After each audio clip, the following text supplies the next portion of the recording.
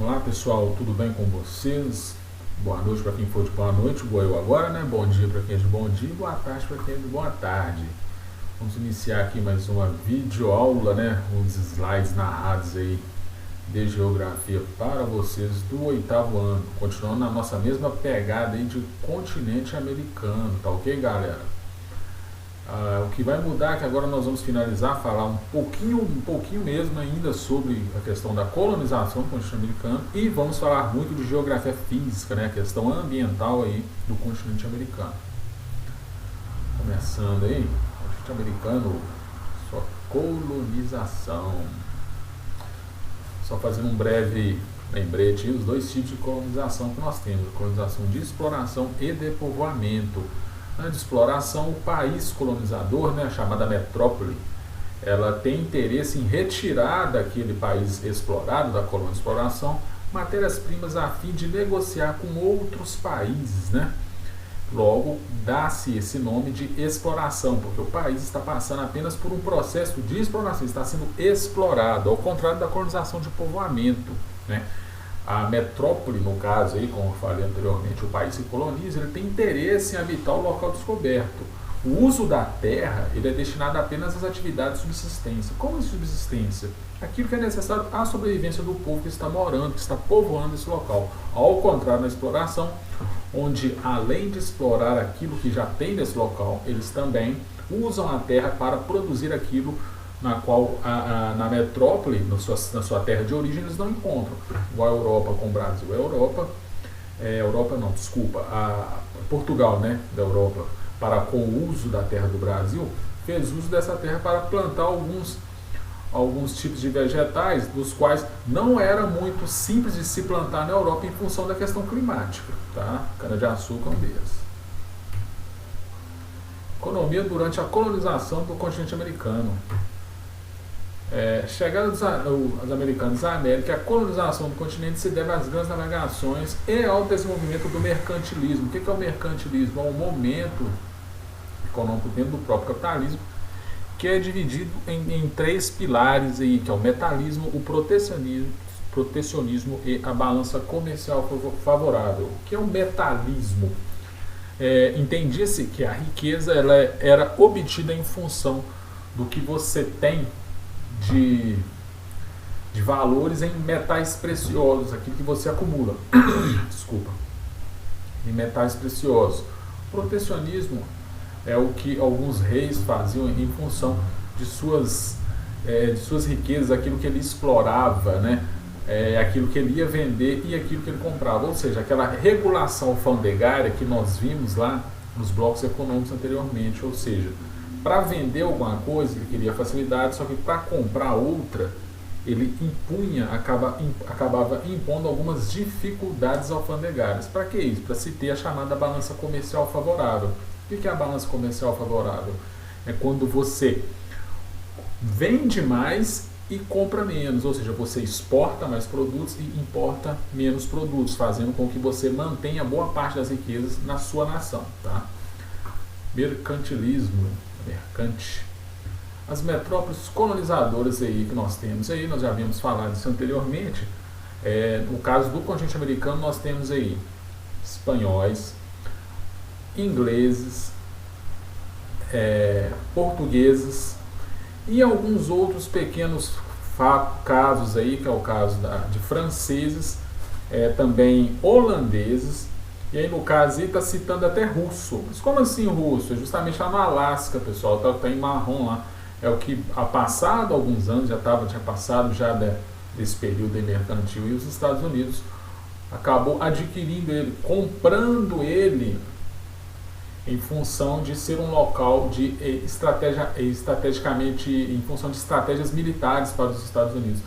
Então, em termos de estratégia, os Estados Unidos achou mais interessante estar comprando isso na mão dos russos, né? Igual o nosso caso aí, nós acabamos comprando o Acre na mão dos bolivianos.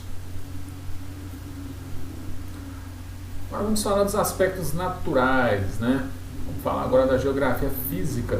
Grande variação climática em função de sua extensão latitudinal, ou seja, de norte a sul, né? Como nós vimos lá no sexto ano, que a latitude ela implica diretamente na questão do tempo atmosférico e do clima, né? Há uma grande variação aqui do muito frio até o muito quente, tá? As características do território americano influenciam diretamente sua ocupação e as atividades humanas. Isso como não só no continente americano, mas como em qualquer local do planeta, pessoal. Planícies são mais usuais para lavouras, locais de elevação geralmente são locais onde se tem depósitos de minerais metálicos, tá? Ou seja, isso acaba influenciando diretamente e indiretamente as atividades humanas. Grande variação de tipos de vegetação, também ligado fortemente à questão climática, como nós veremos lá no final dos vídeos slides aí. Com relação à hidrografia, a hidrografia no continente americano é riquíssima. Por que eu digo riquíssima?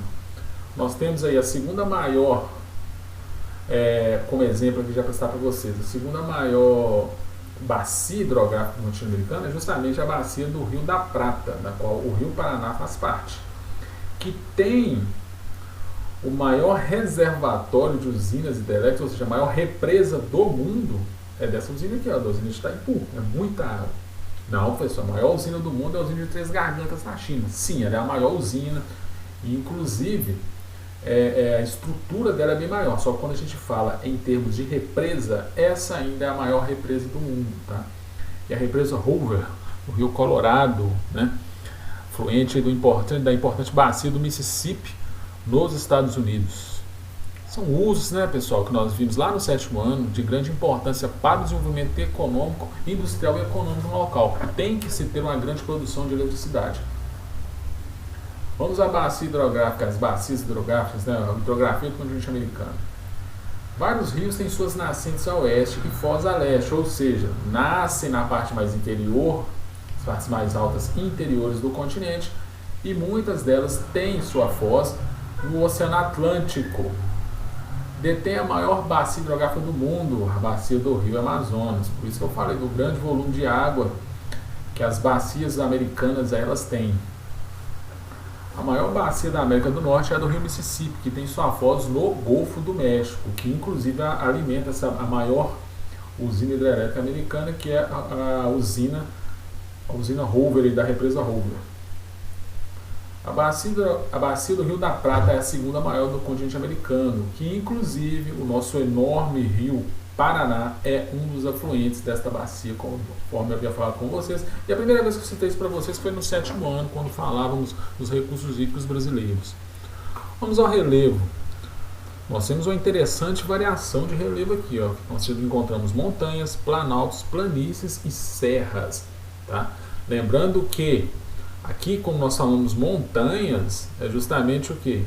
Os dobramentos modernos, é quando nós temos aí o choque convergente entre duas placas tectônicas, na qual a mais densa mergulha por debaixo da menos densa, causando aquele dobramento que causa essa elevação de relevo, tá?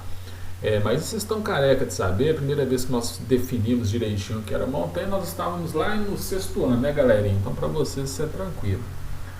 Nós temos aí como formações de relevo aí, mais importantes os planaltos orientais, as planícies centrais e as cadeias montanhosas, nas quais nós vamos dar a finalidade de cada uma aqui nesse próximo slide. Os planaltos orientais são localidades aí, pessoal, ricas em minerais metálicos aí, principalmente os minérios de ferro e manganês, encontrados aí no Planalto do Labrador, no nordeste do canadense, aí, os Montes Apalaches americanos aí, os Planaltos das Guianas Central e da Patagônia na América do Sul, tá? Que inclui aqui até a famosa aí província mineral lá do Pará, né? Onde nós temos uma grande exploração de minério de ferro e minério de manganês. As planícies centrais e planícies banhadas pelas bacias dos rios Mississippi, Amazonas e Platina. Não quer dizer que elas são interligadas, pessoal, mas porque elas estão numa porção de planícies mais centralizadas dentro do continente, porque não tem como você falar que a bacia do Amazonas está ligada à do Mississippi e muito menos ligada à da Platina, que está lá no extremo sul, então não tem como, né? A planície central dos Estados Unidos é uma área de intensa atividade agrícola no cultivo de cereais como trigo e milho. Já as planícies sul-americanas né, no caso aí do Amazonas e da Platina, apresenta boa atividade pecuária bovina de corte. Por quê, pessoal? Os locais de planície, pessoal, conforme eu havia falado com vocês lá anteriormente, eles são mais sucessivos, mais, como se diz, mais facilitadores em termos naturais para a introdução de culturas, tá? De plantações. Poxa, professor, mas no final você falou aí a pecuária bovina de corte. Claro, como nós vimos lá no 7º ano, a pecuária ela necessita de uma cultura. Que cultura é essa? De gramíneas, de pastagens, tá? E conforme nós havíamos falado, é mais interessante você criar gado em um local plano, para quê? Para que o gado, ao se movimentar, não fique desenvolvendo músculos e automaticamente tendo uma carne mais dura com menor valor de mercado. Então, esses locais de planície servem diretamente para essa questão econômica voltada para o cultivo, para as culturas, tá? No fim, nós temos as cadeias montanhosas que vão lá do Alasca, no extremo norte, ao sul do Chile. É marcada pela presença dos desdobramentos modernos, com área de intensa atividade endógena. Mas como assim atividade endógena, pessoal? Professor, é só vocês se lembrarem, endo de dentro, geno é aquilo que gera, as atividades lá do centro da Terra, tá? Incentivadas pela movimentação do magma em função do aumento de pressão e calor que faz com que as placas tectônicas tenham movimentos, e esses movimentos podem gerar terremotos, quando as placas estão mais localizadas aí no fundo do mar, maremotos. Temos também áreas vulcânicas, né? Esses encontros entre essas placas, movimentação entre as placas, temos aquelas fissuras que geram os vulcões automaticamente com o passar dos centenas de milhares de anos nós temos ilhas, né? Isso se for em alto mar. Entre outras questões aí. Não quer dizer que as cadeias montanhosas, as áreas montanhosas, elas não tenham um aproveitamento econômico. Tem, mas não é uma coisa tão generalizada, simples de se falar, como nos outros dois.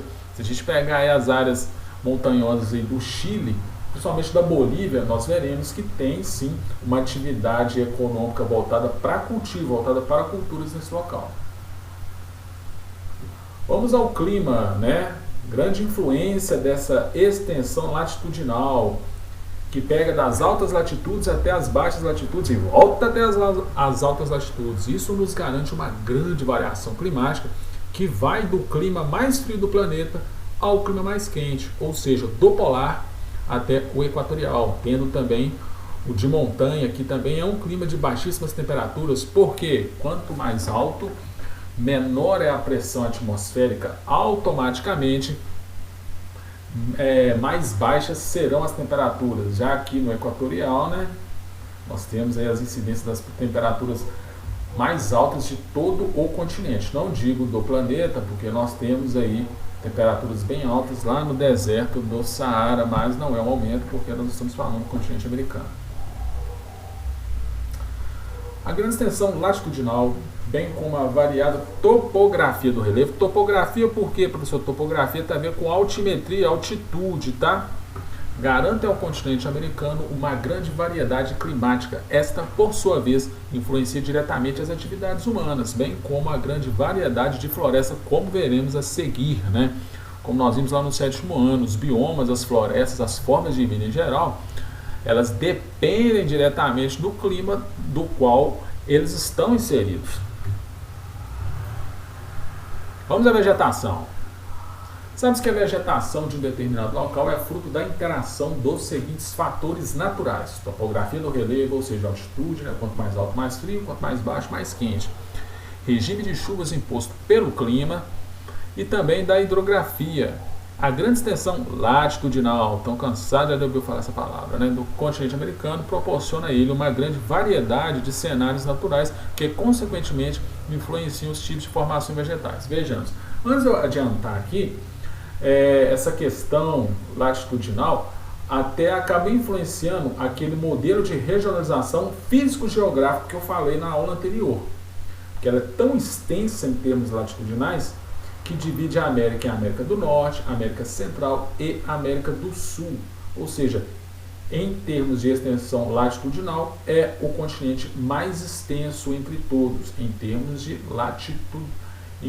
extensão latitudinal, tá, pessoal? Não estou falando em termos territoriais totais, não. Temos aqui a diversidade de vegetação, tá? Nós vamos falar mais diretamente agora. A taiga, também conhecido como florestas de coníferas ou floresta boreal, localiza-se nas altas latitudes, automaticamente são temperaturas baixas, tá? Que determina as temperaturas baixas durante todo o ano. Esse formato de cone aqui, ó, é justamente um capricho da natureza. Porque no período quando você tem precipitação em local de altas latitudes é o que? É neve.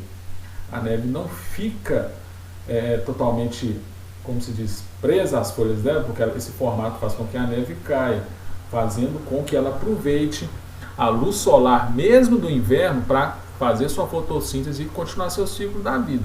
Porque se fossem as árvores ao modo que nós temos aqui, as latifoliadas da floresta amazônica, não ia sobreviver a esse tipo de regime climático. Tá? É um capricho da natureza ela ter esse formato de cone. A tundra, paisagem bonita, né, gente? Vegetação de localidade de baixíssimas temperaturas. Essas impedem o desenvolvimento de uma vegetação robusta, tá?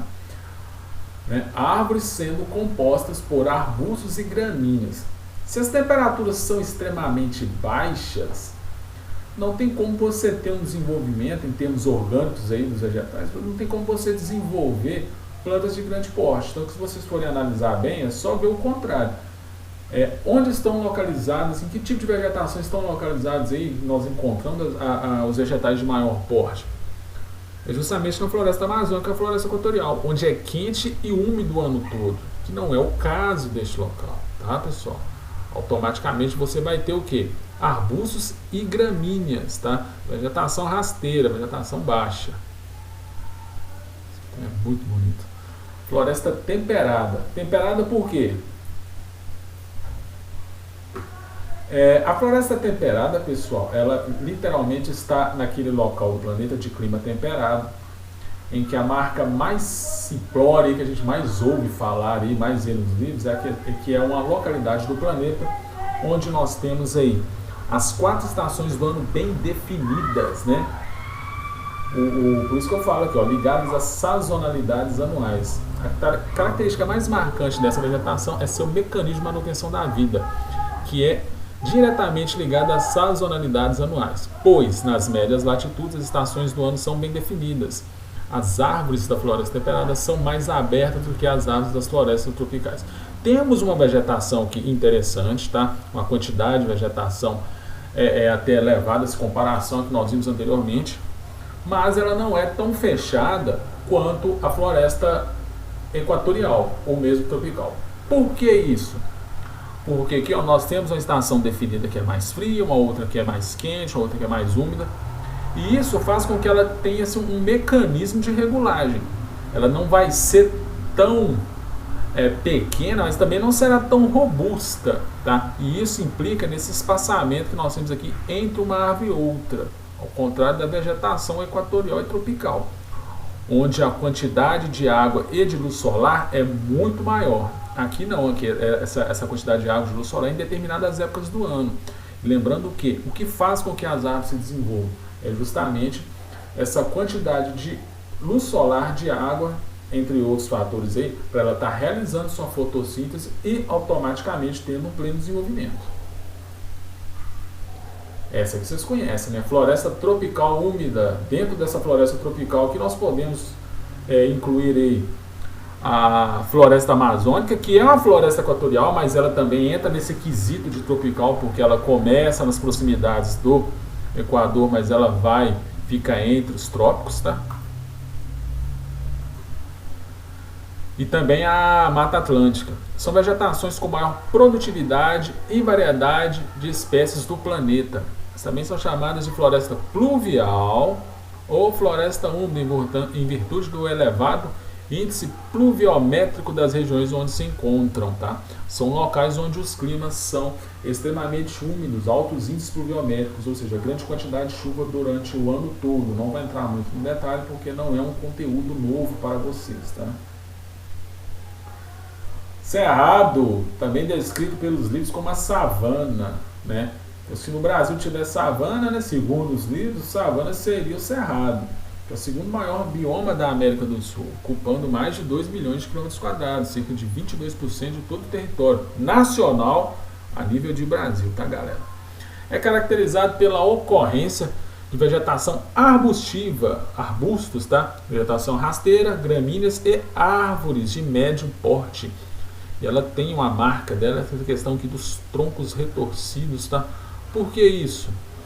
Aqui nós chamamos de bioma semiúmido, né? Vegetação semiúmida. Ela não é tão seca, mas também não tem aquela grande quantidade de umidade à sua disposição, como temos aí na floresta tropical. Beleza, galera? Chegamos aí nas estepes. O que são as estepes? A formação vegetal de planícies, uma área de transição. Transição, pessoal, mudança, tá? Entre os climas semiárido e o subtropical. Ou seja, você está tendo uma mudança em um local que está de mudança de um clima quente e seco para um clima que é frio, tá? Que é mais frio do que esse, né? E nem sempre tão seco quanto esse. Logo, você encontra uma grande variedade de gramíneas e herbáceas, ou seja, você também não vai ter uma vegetação tão robusta, porque de um lado você tem um local seco e do outro lado você tem um local frio. Então, nessa mudança, você não terá uma vegetação de grande porte, porém não terá um local tão seco. Automaticamente você tem uma vegetação composta por gramíneas e herbáceas. Galera, por enquanto é isso, tá? Estarei postando adiante mais curiosidades sobre essa questão física do continente americano. E mais à frente nós teremos atividades e correção de atividades. No mais, se cuidem, forte abraço e até logo.